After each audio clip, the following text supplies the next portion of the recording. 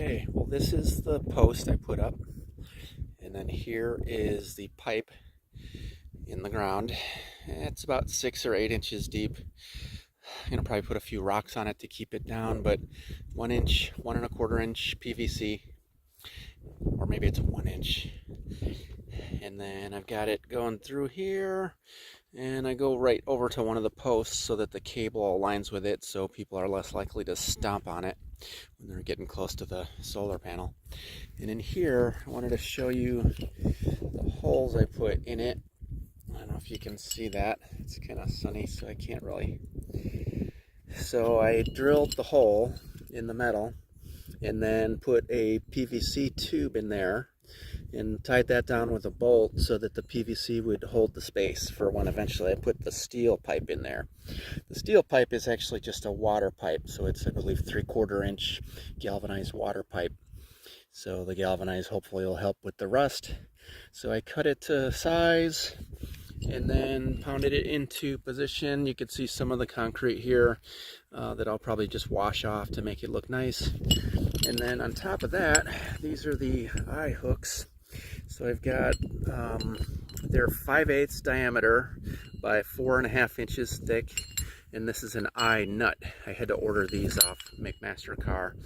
Cost me about, I think, $50 with shipping or so.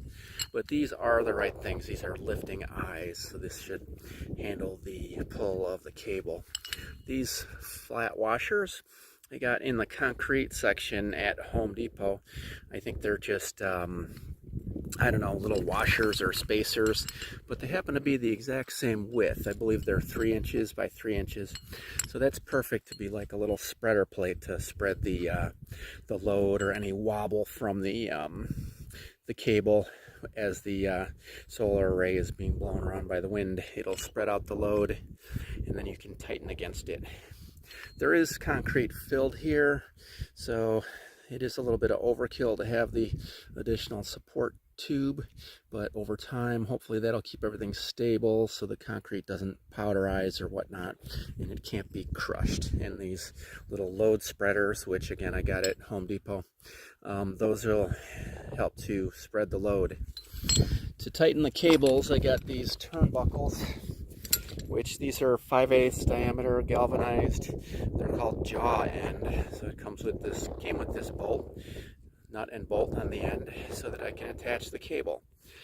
You can see one of them is adjusted all the way to the minimum, which is about 1 foot, and then here's the one that's extended out to the maximum, which is 6 inches of range, so it's probably about 18 inches or so. So I'm going to put the cables on here with the measure them so that the turnbuckle is at its maximum, probably minus 1 inch or so, and then I will tighten it up so that I will have about 6 inches of pull throughout the life of the solar panel. It's going to attach in the ground. Here's my anchor point, which is number 3 or 3/8 rebar, bent into kind of like a candy cane shape, and that goes 1 foot in the ground. I have one over here I can show you. This was my test sample just to see if I can bend it.